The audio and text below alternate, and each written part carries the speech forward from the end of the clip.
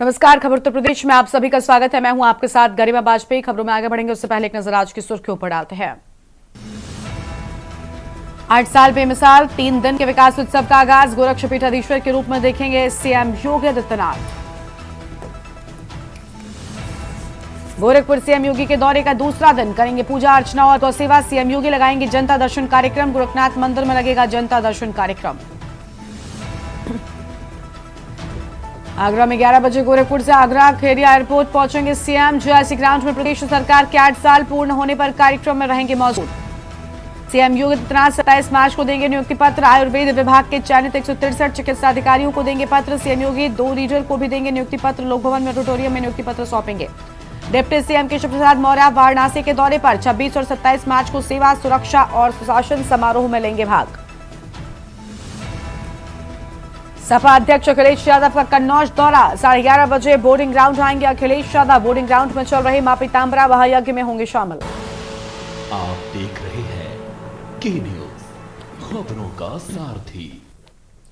रुक कर लेते हैं खबरों की ओर। उत्तर प्रदेश उद्योग व्यापार मंडल के द्वारा आज एक भव्य कार्यक्रम में पूर्व राष्ट्रपति रामनाथ कोविंद ने प्रतिष्ठित उद्योग रत्न अवार्ड प्रदान किया है।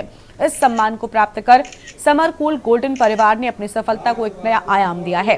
इस मौके पर उत्तर प्रदेश के उप मुख्यमंत्री ब्रजेश पाठक, राष्ट्रीय व्यापारी कल्याण बोर्ड के अध्यक्ष सुनील सिद्धि और उत्तर प्रदेश सरकार के मंत्री असीम अरुण भी उपस्थित रहे। कार्यक्रम में व्यापार और उद्योग जगत की अहमियत पर चर्चा हुई। व्यापारियों के योगदान को भी सराहा गया है।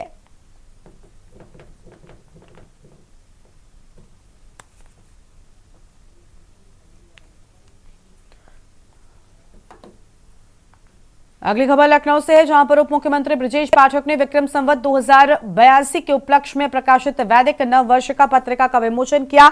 उन्होंने कहा कि यह पत्रिका युवाओं को सनातन संस्कृति से जोड़ने में महत्वपूर्ण भूमिका निभाएगी। उन्होंने युवाओं को निराशा छोड़कर आत्मविश्वास बढ़ाने का संदेश दिया। इस मौके पर दीप महायज्ञ के मुख्य संयोजक अभिषेक खरे, अध्यक्ष राजेंद्र अग्रवाल, संपादक ज्ञान प्रकाश श्रीवास्तव समेत कई गणमान्य लोग भी उपस्थित रहे हैं। पत्रिका में महाकुंभ 2025, सनातन धर्म की महत्ता, युवा जागरण सहित कई विषय शामिल हैं जो समाज को एकजुट करने में सहायक होंगे।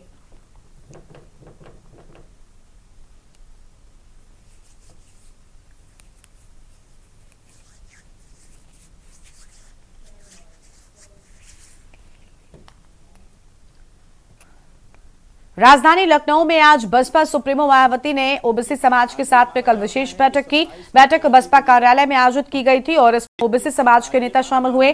बैठक में ओबीसी समाज के हितों पर चर्चा की गई। तो वहीं बीएसपी की बैठक के बाद निकले पदाधिकारियों ने कहा कि आज यहां अन्य पिछड़े वर्गों के लोगों की हुई राज्य स्तरीय विशेष बैठक में दलितों की तरह ही पिछड़े वर्गों के लोगों के प्रति केंद्र व राज्य सरकारों के जातिवाद, द्वेषपूर्ण, हीन व संकीर्ण रवैये के चलते हर स्तर पर उनकी उपेक्षा, शोषण, तिरस्कार आदि का अपमान झेलते रहते मुक्ति पाने के लिए अपने मसीहा परम पूज्य बाबा साहब डॉक्टर भीमराव अम्बेडकर के संघर्ष के अनुरूप बहुजन समाज के सभी अंग को आपसी भाईचारे के आधार पर संगठित करके राजनीतिक शक्ति बनकर वोटों के जरिए सत्ता की मास्टर चाबी प्राप्त करने के संकल्प को और अधिक ऊर्जा, तीव्रता के साथ सार्थक बनाने के लिए नया जोरदार अभियान शुरू करने का फैसला लिया गया है। ये कहा जा सकता है कि इस बैठक समाप्त हो चुकी है, पदाधिकारी बाहर निकल रहे हैं। आज क्या रहा बैठक में, क्या दिशा निर्देश? बहुजन समाज पार्टी की राष्ट्रीय अध्यक्ष आदरणीय बहन कुमारी मायावती जी, जो 2006 में भाईचारा सभी समाज का बना था, भाईचारा बना करके, और बहुजन समाज पार्टी की राष्ट्रीय अध्यक्ष आदरणीय बहन कुमारी मायावती जी, जो 2006 में भाईचारा सभी समाज का बना था, भाईचारा बना करके, और बहुजन समाज पार्टी 2027 की पूरी तैयारी में लगी है। और 2027 में बहुजन समाज पार्टी जिस तरह 2007 में सरकार बनी थी, 2027 में भी बहुजन समाज पार्टी पूर्ण बहुमत की सरकार बनेगी। जैसे अखिलेश यादव पीडीए को लेकर चल रहे हैं, क्या उसी तर्ज पे बसपा भी इस कदम पे आगे बढ़ती नजर आ रही है? पीडीए का क्या मतलब है? पीडीए का मतलब परिवारवादी पार्टी। माननीय अखिलेश यादव जी सांसद, डिम्पल यादव जी सांसद, प्रतीक यादव जी सांसद, शिवपाल जी, पूरा परिवार उनका सांसद है। बहुजन समाज पार्टी सब समाज की पार्टी। तो आपने देखा 2007 से 12 तक की जो सरकार चली और 4 बार के शासन काल में सर्जन हिताय सर्जन सुखाय के तहत, चाहे ब्राह्मण का बेटा रहा हो, चाहे क्षत्रिय का बेटा रहा हो, चाहे कुमार का बेटा रहा हो, चाहे यादव का बेटा रहा हो, यहाँ तक कि मौर्य का बेटा हार गया, उसको भी आदरणीय बहन कुमारी मायावती जी ने अपने साथ कैबिनेट की शपथ दिलाने का काम आदरणीय बहन कुमारी मायावती। माननीय बहन जी ने ओबीसी समाज को जोड़ने के लिए ओबीसी समाज में भाईचारा पैदा करके सबको सर्व समाज को जोड़ने के लिए आदेश माननीय बहन जी ने दिया। ओबीसी वर्ग जिस तरीके से अखिलेश यादव लेके चल रहे थे, पीडीओ को लेके चल रहे थे, क्या वहां से वोट बैंक खींचने का अब देखा जा रहा है? ओबीसी समाज तो बहुजन समाज पार्टी में पहले से जुड़ा हुआ है। वो थोड़ा सा जो माननीय अखिलेश जी कह रहे हैं कि पीडीए का जो उन्होंने बनाया है वो तो एक खोखला वो है, उसमें कोई कुछ दिखाई नहीं देता ओबीसी। आज जो ओबीसी सारी टोटल मीटिंग जो हुई है सब ओबीसी समाज की हुई है।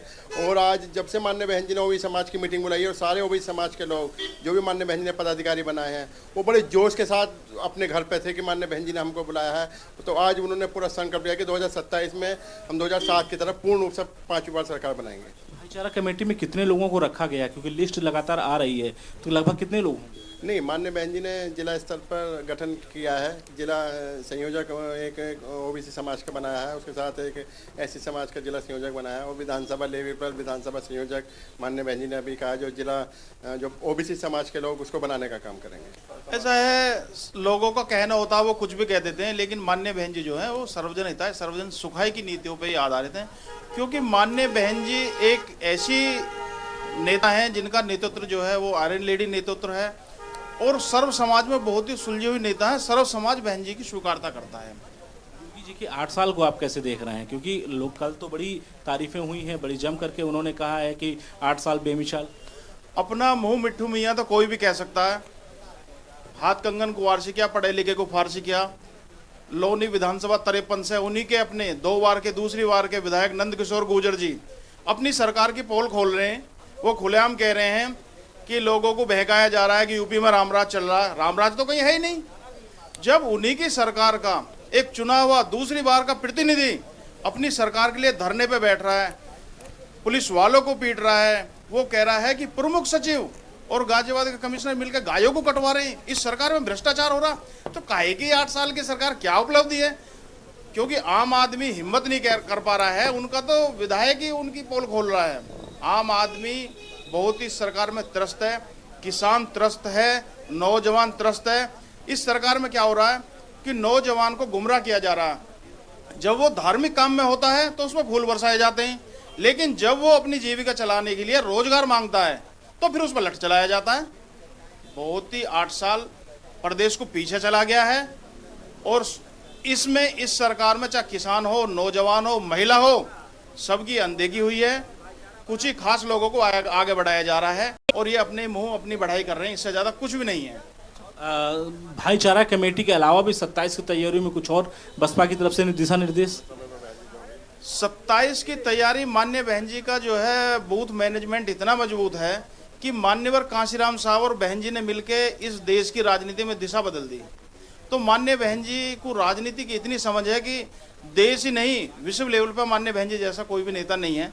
और माननीय बहन जी 2027 में इस प्रदेश की खुशहाली के लिए, इस देश में युवाओं के लिए, प्रदेश में युवाओं के लिए बहुत ही अच्छा संदेश दे रही हैं और भाईचारा बहन जी को स्वीकार कर रहा है। हमसे बातचीत करने के लिए इतने पदाधिकारी जो कि पार्टी कार्यालय से निकलते हुए उन्होंने कहा कि जिस तरीके से बहन जी ने भाईचारे का संकल्प लिया है और साथ जो भाईचारा कमेटी है ये आने वाली 2027 के चुनाव में काफ़ी ज़्यादा कारगर सिद्ध होती हुई नजर आएगी। कैमरामैन आदित्य तिवारी के साथ मैं संदीप मिश्रा, के news, Lucknow. Kanpur police commissionerate को 25 मार्च को 4 साल पूरे हो गए। इस मौके पर पुलिस विभाग के द्वारा भव्य आयोजन किया गया और इस समारोह में डीसीपी, एडीसीपी, एसीपी स्तर के अधिकारी, जनप्रतिनिधि, सामाजिक कार्यकर्ता और मित्र पुलिस के सदस्य शामिल होंगे। पुलिस कमिश्नरेट की स्थापना 2021 में हुई थी, तब से 4 पुलिस आयुक्त बदल चुके हैं। मौजूदा समय में अखिल कुमार इस पद पर हैं। बीते 4 सालों में पुलिस प्रशासन को कई बड़ी उपलब्धियां मिली हैं, जिसमें थाने और चौकियों की संख्या बढ़ना, फोर्स और प्रशासनिक अधिकारियों में वृद्धि शामिल है।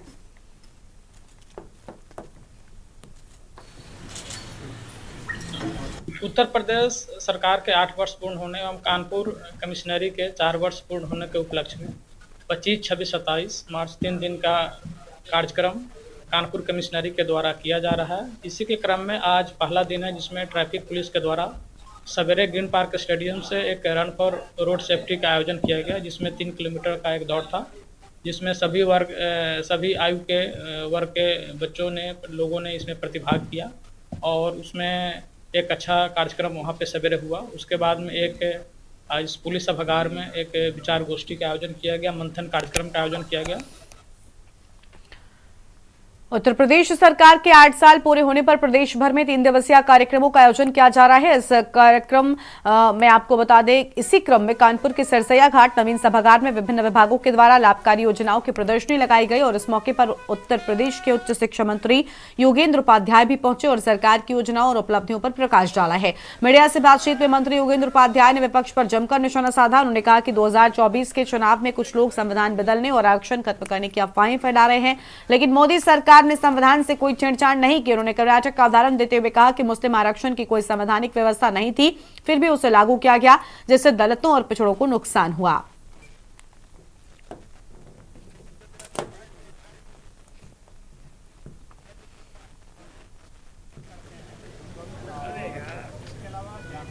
जो लोग संविधान की किताबियां लेकर पूरे देश में घूम रहे थे, राजनीतिक ठगी की थी जिन्होंने 24 के चुनाव में कि ये संविधान को बदल देंगे, आरक्षण समाप्त कर देंगे, वो अगर मोदी जी तीसरी बार आ गए तो मोदी जी तीसरी बार भी आ गए। पूरे विश्व ने देखा, दुनिया ने देखा, उन्होंने भी देखा कि ना तो संविधान बदला गया, ना आरक्षण समाप्त हुआ। संविधान एक अधिकार, जो संवैधानिक व्यवस्था है उनको छेड़खानी करना या बदलना, ये उन्होंने किया है जो कर्नाटक में हुआ है। ये हमारा बेसिक शिक्षा का स्टॉल है। हमारी बेसिक शिक्षा की जो उपलब्धियां हैं उनको दर्शाया गया है इसमें। किस प्रकार हम बच्चों को 1200 रुपए पर वर्ष देते हैं और उससे वो अपनी ड्रेस, जूते और बैग का खरीदते हैं, तथा ये हमारे स्कूलों का मॉडल है। जिस प्रकार हमारे विद्यालय किस प्रकार से बने हुए हैं, कायाकल्पित हुए हैं, उसके लिए भी हर एक विद्यालय में एक धनराशि आवंटित की गई है और बच्चों को निःशुल्क पुस्तकें मिलती हैं और बच्चों को मिड डे मील मिलता है। प्रदेश में औरंगजेब को लेकर सियासी बवाल थमने का नाम नहीं ले रहा है। समाजवादी पार्टी जहां उसे राष्ट्रीय नायक के तौर पर पेश करने की कोशिश कर रही है, तो वहीं भाजपा ने भी अब इस मुद्दे पर आक्रामक रुख तैयार कर लिया है। कानपुर में higher education minister Yogendra Upadhyay ने कहा कि एकाक्रांता का महिमा मंडन करना सनातन मूल्यों के खिलाफ है। उन्होंने समाजवादी पार्टी पर हमला बोलते हुए कहा कि जो औरंगजेब अपने ही पिता को कैद कर सकता है, वो सिर्फ समाजवादी पार्टी का नायक हो सकता है। इस बीच भाजपा नेता शैलेंद्र दीक्षित ने शास्त्री नगर में औरंगजेब के पोस्टर जारी किए, जिसमें उसके जीवन के कृत्यों को उजागर किया गया। और आपको बता दें कि भाजपा कार्यकर्ताओं के द्वारा शहर में ऐसे पोस्टर बांटे जा रहे हैं, जिससे यह मुद्दा और अधिक गर्माता नजर आ रहा है।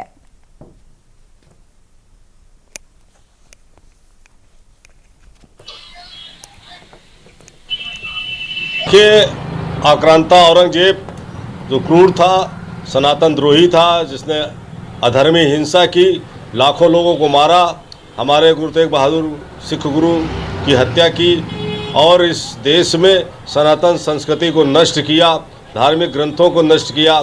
आज देश की कुछ ताकतें उसको नायक बता रही हैं। तो आज हमने ये पोस्टर जारी करके उससे सवाल खड़ा किया है कि जो इतना क्रूर था, जो इतना हिंसक था, जिसने देशद्रोह किया, उस देशद्रोही को जो खलनायक था उसको नायक क्या बताया जा रहा और क्यों बताया जा रहा, वो शक्तियाँ हमें जवाब दें।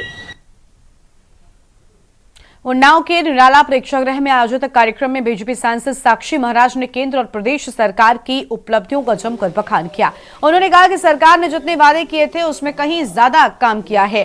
कानून व्यवस्था के सुधार को लेकर योगी सरकार की तारीफों के पुल बांधते हुए उन्होंने कहा कि अब कोई गुंडा सिर उठाकर नहीं देख सकता। अपराधियों में सरकार का खौफ है, जिससे प्रदेश में अपराध दर घटी है और विकास की रफ्तार तेज हुई है। साक्षी महाराज ने सपा प्रमुख अखिलेश यादव के बयान पर पलटवार करते हुए कहा कि यूपी में अब अपराधियों की दुकान बंद हो चुकी है, हर तरफ सिर्फ तरक्की ही तरक्की है। उन्होंने याद दिलाया कि पहले माफिया बेखौफ होकर घूमते थे, पत्रकारों पर हमले होते थे, लेकिन अब अपराधी सरकार की कार्रवाई से थर-थर कांप रहे हैं।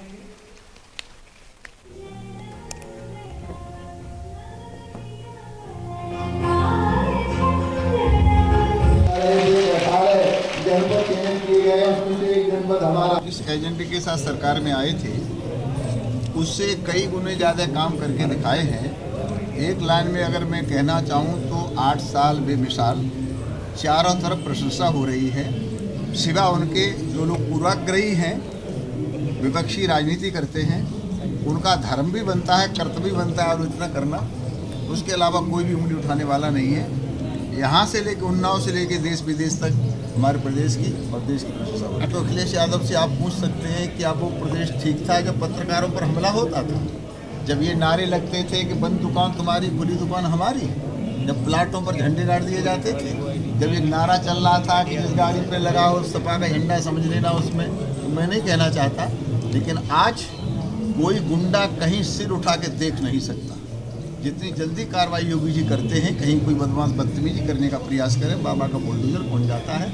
इसी का परिणाम है। रोज तो दंगे होते थे, मुजफ्फरनगर के दंगों को आपने नहीं देखा, अब पश्चिम उत्तर प्रदेश के दंगों को आपने नहीं देखा, लेकिन आज कहीं एक पटाखा भी फटने वाला नहीं है, क्योंकि पता है प्रदेश में योगी जी बैठे। लेकिन आगे बढ़ते हैं खबरों की ओर। हमीरपुर में भाजपा सरकार के 8 साल पूरे होने पर भव्य कार्यक्रम का आयोजन किया गया। राज्य मंत्री राकेश निषाद ने दीप प्रज्वलित कर शुभारंभ किया और इस मौके पर योगी सरकार की उपलब्धियों का प्रचार भी किया जा रहा है। सदर विधायक मनोज प्रजापति, राट विधायक मनीषा अनुरागी समेत भाजपा के कई वरिष्ठ नेता भी मौजूद रहे हैं।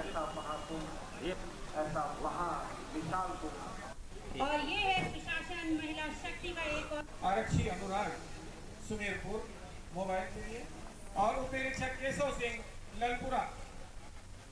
इतनी सौगातें दी हैं कि अगर गिनाने की भी। इस बुलेटिन में इतना ही। तमाम बड़ी खबरों के लिए बने रहिए न्यूज़ इंडिया के साथ। नमस्कार। इस कार्यक्रम के प्रायोजक हैं double engine detergent powder and cake, रिश्तों में लाए डबल चमक।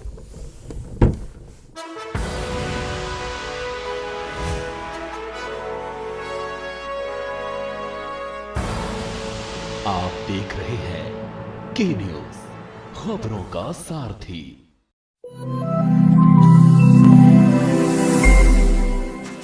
सपनों के शहर कानपुर में कानपुर विकास प्राधिकरण आपके लिए लेकर आया नए घर का सपना। रंगों के त्योहार होली के साथ अपने घर का सपना करे साकार। जिंदगी में भरे रंग अपने नए घर के संग। कानपुर विकास प्राधिकरण ऑफर कर रहा है किफायती दामों पर ready to move 1 BHK, 2 BHK और 3 BHK के फ्लैट। पहले आओ पहले पाओ के आधार पर EWS श्रेणी के फ्लैटों पे 25% की धनराशि एवं अन्य श्रेणी के फ्लैटों पर 50% धनराशि के साथ साथ वर्तमान तक की किस्तें जमा कर पंजीकृत अनुबंध के आधार पर कब्जा प्राप्त करें। रजिस्ट्रेशन की आखिरी तारीख 31 मार्च 2025। जल्द आवेदन करें, मात्र कुछ ही फ्लैट शेष।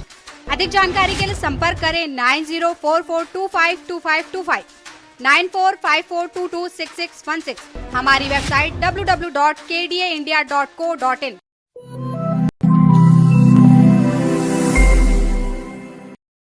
विमल में गुलिस्तां के ये कुछ लजीज फरिश्ते जब साथ घुले तो जी ललचाए और दिल कहे कि स्वाद की जुबान में खुद को ऐसे डुबाऊं कि निकल न पाऊं। विमल की जुबान कुछ है ही ऐसी, मानते हैं? विमल बोलो जुबान कैसी।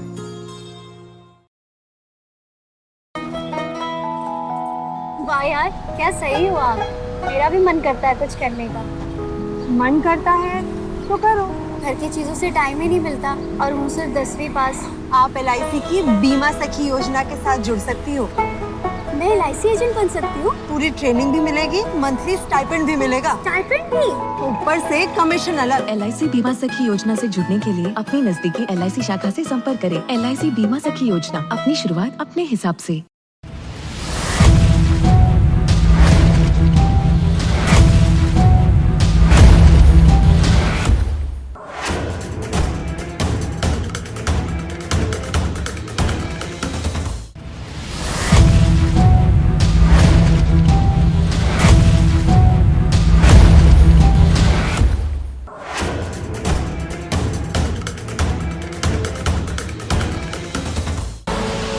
आप देख रहे हैं के न्यूज़, खबरों का सारथी। ब्रेक के बाद आपका स्वागत है। दिल्ली विधानसभा में मंगलवार को मुख्यमंत्री रेखा गुप्ता ने भाजपा सरकार का पहला बजट पेश किया। विधानसभा ने वर्ष 2025-26 के लिए 1 लाख करोड़ का बजट आवंटित किया है। बजट के दौरान सीएम ने इस बार बजट में बुनियादी ढांचे, शिक्षा, स्वास्थ्य सेवा, साफ पानी, स्वच्छता, प्रदूषण नियंत्रण जैसे प्रमुख मुद्दों पर ज़्यादा जोर दिया है। बीते कई सालों से दिल्ली में हर साल प्रदूषण को लेकर लोग ज़्यादा परेशान और सरकार चिंतित रहती। सरकार ने बजट में दिल्ली के पर्यावरण और प्रदूषण को लेकर दिख रही है। मुख्यमंत्री ने 506 करोड़ रुपए की मदद पर्यावरण को सुधारने के लिए आवंटित की है, तो वहीं दूसरी तरफ 300 करोड़ रुपए प्रदूषण से निजात के लिए आवंटित किए गए हैं। बजट में बुनियादी ढांचा, शिक्षक, स्वास्थ्य, प्रदूषण नियंत्रण पर जोर रहेगा। एयर क्वालिटी को सुधारने के लिए प्रदूषण मॉनिटरिंग सिस्टम और ग्रीन कवर डालने पर जोर दिया जाएगा। आगे कहा गया कि हमारी सरकार दिल्ली में क्लाइमेट चेंज, एयर क्वालिटी पर काम करेगी।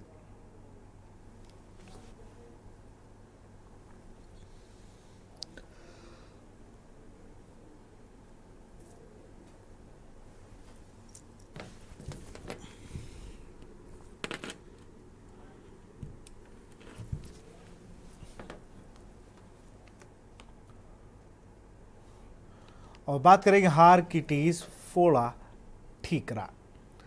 फर्रुखाबाद से खबर है, सपा नेता नवल किशोर साग का गंभीर आरोप लगाया है। उन्होंने लोकसभा चुनाव की हार का ठीकरा सपा नेता नागेंद्र साग पर फोड़ा है। अखिलेश यादव के करीबी है नवल किशोर साग। सपा सुप्रीमो अखिलेश यादव के करीबी सपा नेता डॉक्टर नवल किशोर साग ने सपा नेता नागेंद्र साग पर फोड़ा लोकसभा चुनाव हार का ठीकरा और जमकर हंगामा। वही तस्वीरें हैं फर्रुखाबाद के एक सभा भवन में हुए साग कुशवाहा मौर्य सैनिक सम्मेलन की। यहाँ उस वक्त हंगामा हो गया जब सपा नेता डॉक्टर नवल किशोर साग ने खुले मंच पर सपा नेता नागेंद्र साग पर लोकसभा चुनाव में हार का ठीकरा फोड़ दिया। डॉक्टर नवल किशोर ने कहा कि वह पहली बार लोकसभा का चुनाव लड़े हैं। उन्होंने समाज के लोगों को सावधान रहने के लिए चेतावनी देते हुए कहा कि नागेंद्र साग ने कासगंज में कहा था कि डॉक्टर नवल किशोर सही चुनाव हारे हैं। डॉक्टर नवल किशोर बोले, मैं गद्दारों के कारण चुनाव हारा। खुले मंच पर डॉक्टर नवल किशोर साग के द्वारा आरोप लगाए जाने के बाद मंच पर ही मौजूद सपा नेता नागेंद्र साग सरेआम बेइज्जती होने पर आग बबूला हो गया और चीखते हुए कहा कि होश में बात करो।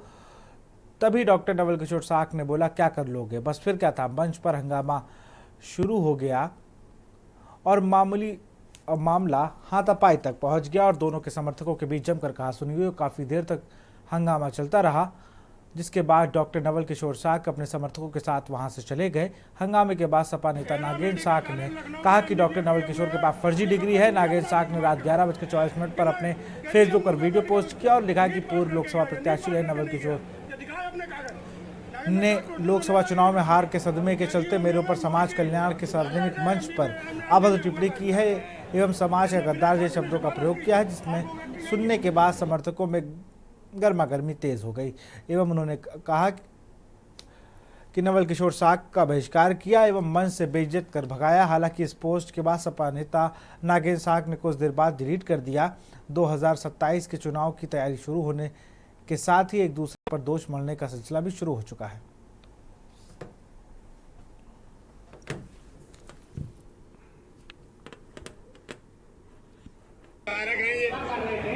पूरा समाज को काट के रख दिया, वो नहीं देख रहे हैं।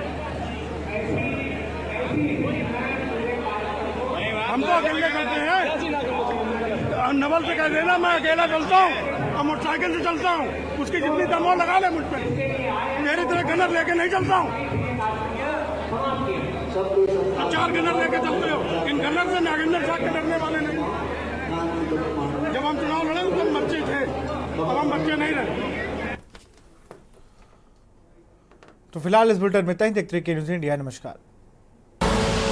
आप देख रहे हैं के न्यूज़, खबरों का